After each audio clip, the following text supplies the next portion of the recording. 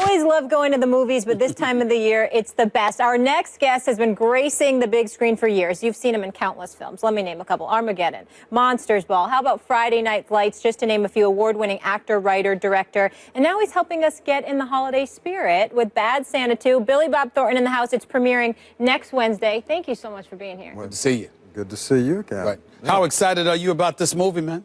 Very excited, actually. You know, most sequels come out like the next year or two, maybe.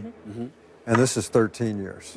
And I think in a lot of ways that helps us because, you know, it makes it seem like another movie rather than just capitalizing on the success of one right away. And also the kid's 21 now. Yeah. You know. It's the same kid. Same kid. And he was 8 years old when we did the first one. He's actually 23, but he plays 21 in the movie. And when we first met with the director for this one, I'd seen the kid a couple of times over the years. And we sat down for lunch, and I could see a little chest hair coming up over his collar, and it just creeped me out. Bad Santa, You know? by the way, for I guess it's been a long time already. Is one of the best movies, I think, in a couple of decades. That was such a great movie. A dark comedy that was also like a tear-jerker by the end. If whoever hasn't seen it should see that, I think, before they go out and see this. They got to go back and rent that or whatever they do on demand video now. Absolutely. Yeah. Billy Bob, I know you're a big Colts fan. Max is a huge fan of Andrew Luck. And I know you said last year that you thought he could be the best quarterback in the NFL. You still have that faith with the team struggling a little this year? It's hard being a Colt fan this year. I mean, unless you're involved in something, like in movies, you know, it's like a lot of times they'll say about an actor, it's like, well, why did he do those two bad movies after he just did this great one? They don't realize that those movies were made before the great one, you know. So, I mean, I guess you could say Andrew Luck, you know, is going downhill a little bit, but then you got to look at the people around him, you know. I mean, he's got to have some people keep those linemen off. Well, that's where I was going. Effort. That's where I was going. Do you find yourself, Billy Bob? You don't mind me calling you Billy Bob. Please do. I always want to say that. Billy Bob, do you find yourself looking at the Colts and saying, and Irsay, the owner, a Grigson, who for some reason can't get this man an offensive line to save his life, okay? I mean, do you find yourself nitpicking like, that guy needs to go or that guy needs to go? Or are you one of those kind of fans that's like, let's just all come together and get it done? What kind of fan are you? I'm the kind who, I'll put it to you this way. As you know, I'm a big St. Louis Cardinal baseball fan. Right. And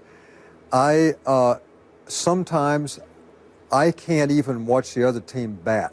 I'm so mad. I'm one of those fans. Wow. In other words, if we're down 2-0 in the third inning, I'm only watching when the Cardinals are at the plate because I don't want to see this team score another run against them. And I cuss the TV. I'm one of those. So, yeah, I tell the owner what to do through the TV screen all the time.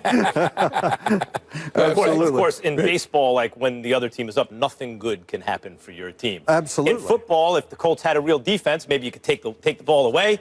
You got a pick six or something like that, but you haven't had a lot of reason to root for that this year either. Not really. You know, I've been to one Super Bowl in my lifetime.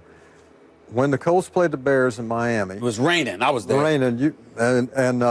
Always the weather with you. Oh, it was crazy. I mean, it was warm and raining. And we were on a press tour for the Astronaut Farmer, and we got there, and we didn't realize we had a couple of days off in Miami. And when I realized we're in town when my team is playing, and of course Peyton was still on the team then.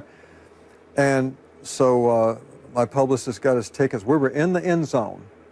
First play of the game, Hester runs the ball back, and in my mind, you know, your perception of it, Hester's looking me right in the eye. Right.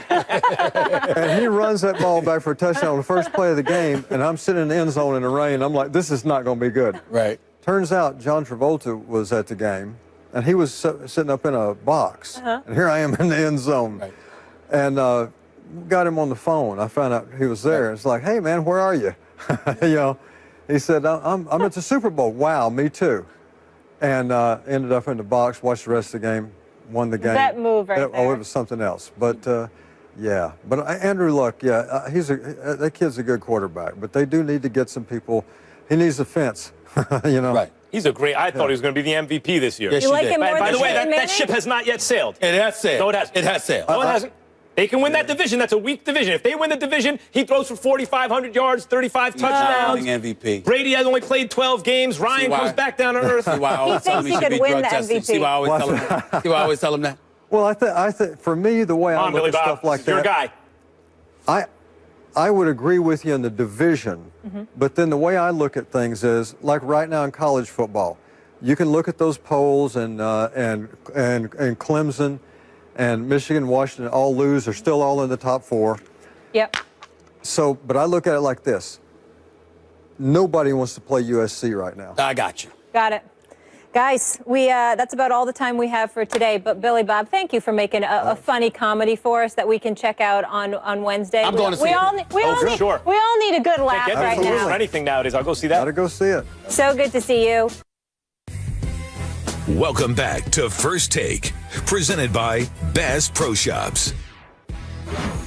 We are less than a week away, First Take fam. Don't miss your chance to enter the First Take Your Take viewer contest. Debate Stephen A. and Max right here. Just upload a video to firsttakeyourtake.com with original sports debate, 1 minute long. We're going to select 2 winners on Wednesday. Get to work. Here's a few of our latest. LeBron's associates being referred to by Phil Jackson as a posse. Does he need to be shamed and apologize? Negative.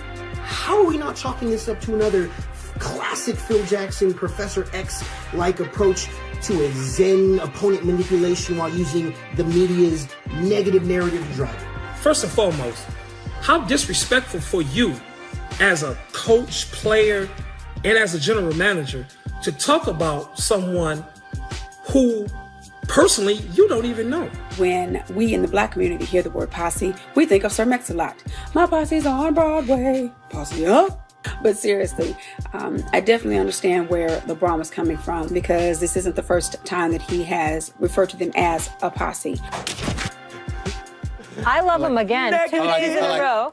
I like it. The first one was negative. Negative? He killed it. hilarious. That's the best thing I've seen on TV in like a month. That was Those hilarious. were solid. That was. Solid. That was hilarious. It was. I got to give it to him. All right, less than a week away. Can't wait. You know what else was solid? This. Tom Brady, Carmelo Anthony with a little self-deprecating humor. Brady for Deflategate, Carmelo for having no rings. Check it out. Week of Greatness brought it again for the 5th year. How is it possible it keeps getting better even after all these years? Kind of makes you wonder what Foot Locker is up to. You know, that's an unfortunate mindset you got there. Tom Brady. Just because something's great year after year doesn't mean anything's going on. Why can't some things just be great? Just a question. It starts with questions, and then questions turn into assumptions, and then assumptions turn into vacations. So why would you punish the week of greatness for something that never even happened? I lost my appetite. Foot Locker, nice. Mello? Yeah, the Week of Greatness is back for year 5. You been? Not yet, but I'm planning on it. You don't sound too urgent. The window for greatness closes fast. I've experienced my fair share of greatness. I mean, you're definitely really good, but greatness? I'm a 9-time All-Star. That's more of a popularity contest. I won a national championship in college. Come on, man, that doesn't really count. I have 3 gold medals. Against, like, Peru. You guys spend a lot of time commenting on the internet? Yeah. That's what I thought. Against, like, Peru. I like both of those. I want to start with you, Stephen A. Which one did you like more? Obviously, I liked Brady more. I liked Brady more because Why, I thought. obviously? Well, I thought he did. First of all, I thought he did a great job. Okay. You know, showed some personality. Not only that, he was swearing up and down that, you know, basically it never happened. I should not have been suspended. Unfortunate so mindset. I think he's sending that kind of message. It should have never happened. So I like that. And again, I mean, it wasn't Peyton Manning, but it was impressive enough.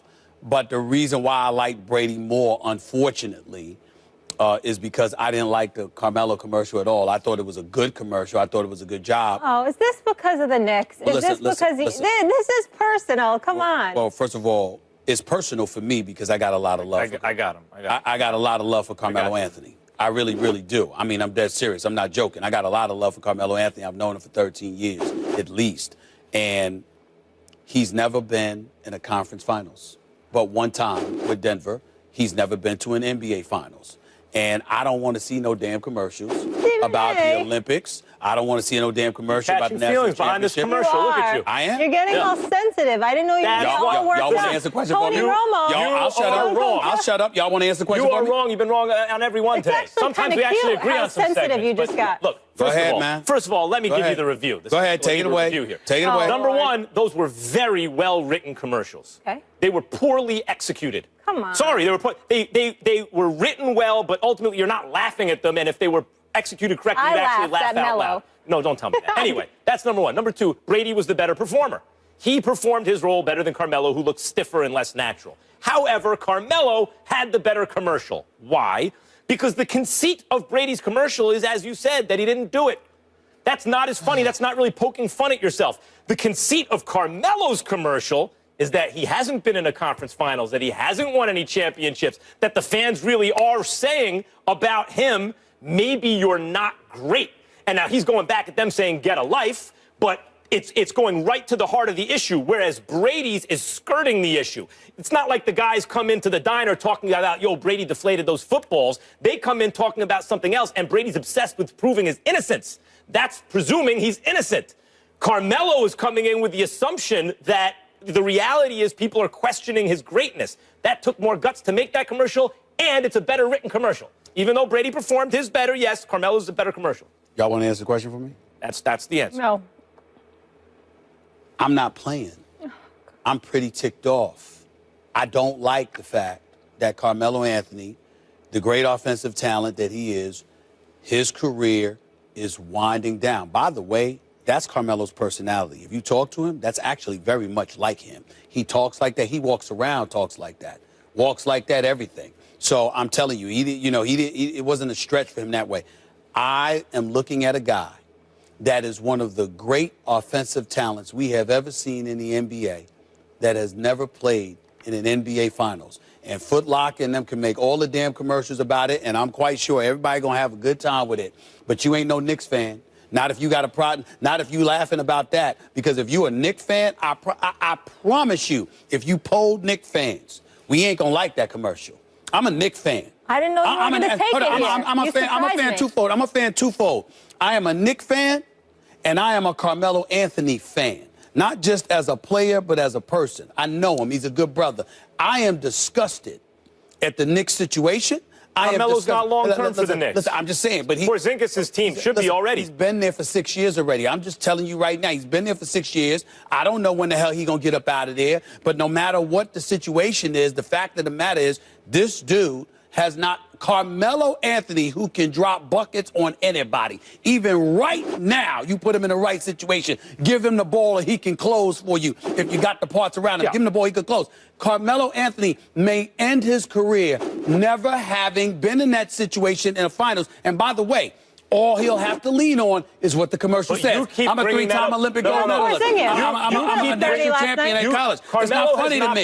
It's not funny to me. Carmelo has not been on great teams. I'm not blaming him. I'm just telling you it's not funny. Carmelo has not been on teams with many great teammates. That is true. He has not been utilized properly throughout his career always. That is true, or to his best advantage based on what he's had around him. However, you and others keep pointing to his lack of success as an indictment of the organizations he's playing on, never accepting the idea that maybe he's just not as good as you think he is, which is what this commercial points out. You guys went all Debbie Downer on this. I don't feel that way about him as an offensive player. But what as a scorer, right? As a scorer. But what I will say to you is this, because there's been plenty of great scorers. You know, I covered one for 10 years. Somehow, think about it. Allen Iverson at 6 feet, 165, carried the Philadelphia 76ers to an NBA Finals. Iverson's better than Carmelo. I understand that, but my point to you is this. I'm looking at it from the standpoint that if you are Carmelo Anthony, I'm a Knicks fan, man. It ain't funny to me. That's all I'm saying. And Iverson played defense. I'm not disagreeing with it. It's not funny to me. It's not pleasant. You have 3 gold medals. It's not pleasant. I don't give a damn about the gold medals.